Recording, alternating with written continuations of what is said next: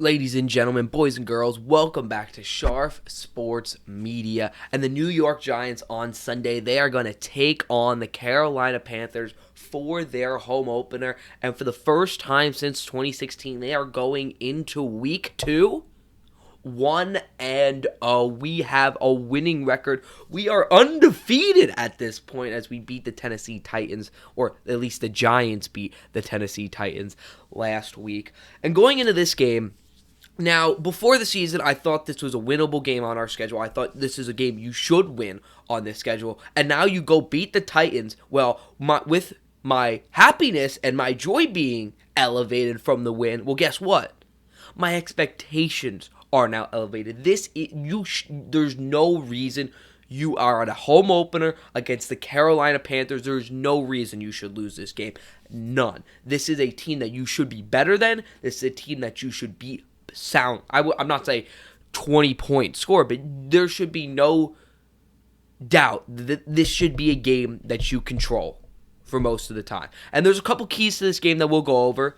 You're still going to miss Kayvon Thibodeau and Azeez Ojulari. Both of them are doubtful to play again. I think probably they're going to make their season appearance. And for Thibodeau, his first career game, I think week 3. I think that's probably more realistic of an expectation against the Cowboys, but you're without them, so your pass rush might suffer a little bit. Hopefully, O'Shane Ximines, who had a great game, the Titans game, continues to stand out and play well, because like Dayball said, he had a great game, the first game against the Titans, and he just needed a change of coaching, really.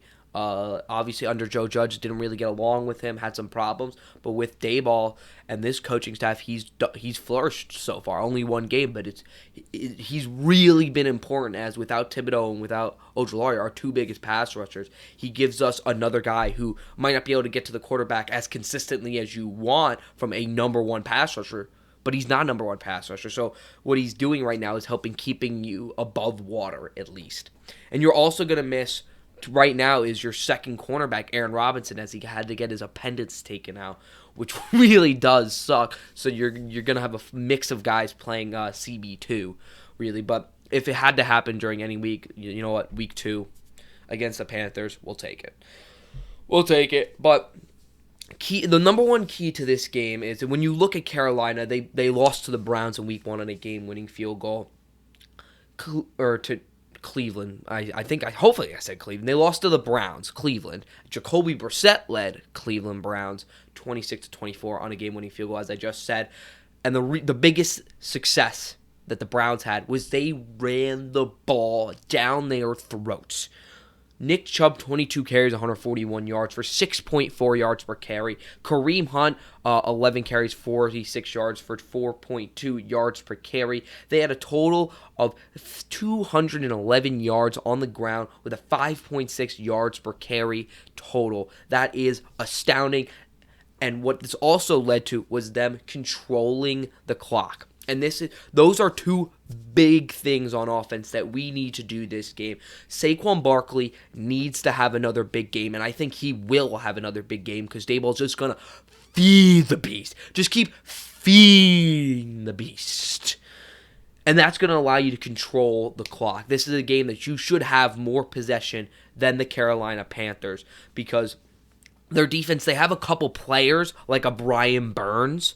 They have a couple other good players, a couple young guys like a J.C. Horn. They have guys, but they're not a great cohesive unit. They're not a great defense. It's a defense you can take advantage of, especially on the ground. And this is where you need to flourish. The offensive line, while it was not great, it was not great in the passing game. It was very good in the run game, and we need that to shine again because that will help us control the clock. Obviously, they have the ball less. And we need to be able to just gives us more opportunities to score and more opportunities to win the game. So that's the biggest thing on offense is got to control the clock, and Saquon Barkley is going to have a great game. And they're probably going to stack the box. I can imagine they're going to stack the box after, but I don't care. You still got to be able to run the ball. And Daniel Jones is going to probably have a couple play action passes where he's going to be open. He's going to need to make plays. I don't think you can never count out Daniel Jones as a key to a game. He's not what I'm highlighting, but he's always going. He's the quarterback of your team. He's always going to need to make plays for you to win the game. But right now, he's not one of my keys on offense. You're always going to need your quarterback to make plays, but not a key. I think most of the keys are on defense. In reality, this is a team that did in Carolina that did not use Christian McCaffrey often, and by controlling the clock, the Giants, you're going to eliminate, and if you score mostly, you got to be able to score on those drives.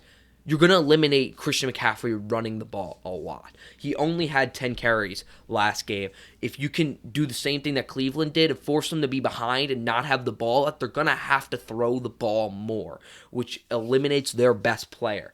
I will say, though, the biggest key for us on defense is containing Christian McCaffrey, but not on the run. I think that's the offense will help do that. But I think we can, if we can contain Derrick Henry like we did last time, I think we should be similar on the run side for McCaffrey. It's containing him in the pass game. Tennessee's second running back, Dontre Hilliard, was very successful in the receiving part of his game against us. That is where I'm concerned, especially with our linebackers. That is a key.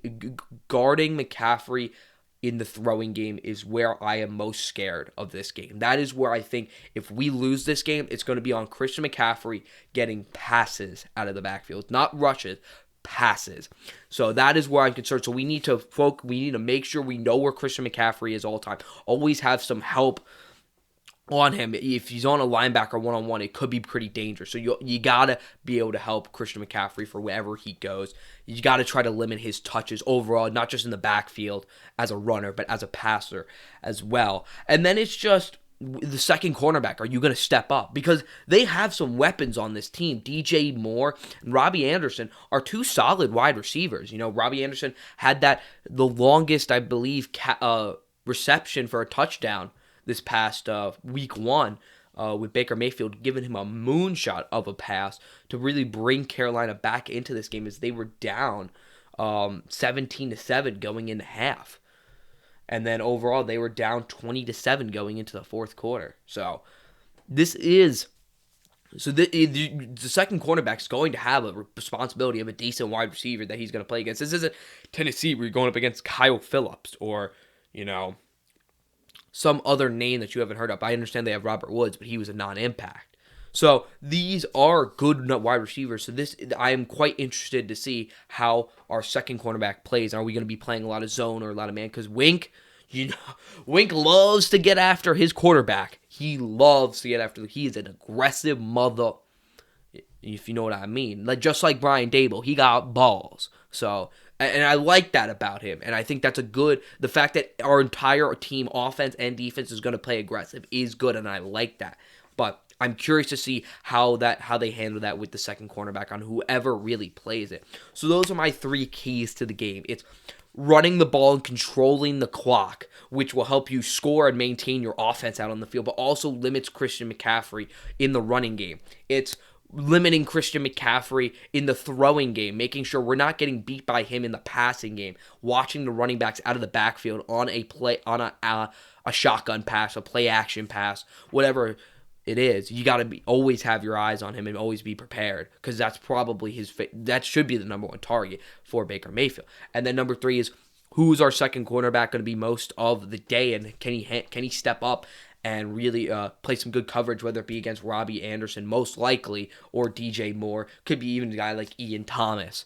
But I don't think they'll mostly match up as much. So those are my 3 keys to the game. I am expecting a Giants victory here. I expect them to cover. I think it's like a 2-point coverage. So I am expecting a victory here. That is my expectations. You raise my happiness. You win a game against Tennessee. Well, my expectations go from here to here, and my expectations were they already probably going into this game, even if they into the season this is a winnable game that you should win. Now that's all I expect. This is a must win. Not in a must win as your season is destroyed, but there's no excuse to lose this game. Absolutely none. This team should be going 2-0, rolling into play your division rival in the Dallas Cowboys, a Dakless Cowboys, and everybody should be looking to the moon. My expectations for this season definitely took a bigger jump with that Tennessee win, and I'm very excited for when when Sunday comes around and I get to watch my New York Football Giants hopefully take a victory. Let me know what your guys' opinion are on this game coming up against the Carolina Panthers for the home opener. Are you going to the game? If you're not, where are you watching it? What do you think of this game? What are your keys to the game? Do you think it's more Daniel Jones? Do you think it's on the linebackers? Maybe it's on Leonard Williams to get to the quarterback or Sexy Dexy. Let me know where your keys are to the game in the description or on my Twitter. My Twitter will be in the description. Thank you guys so much for watching, and I'll see you on the other side.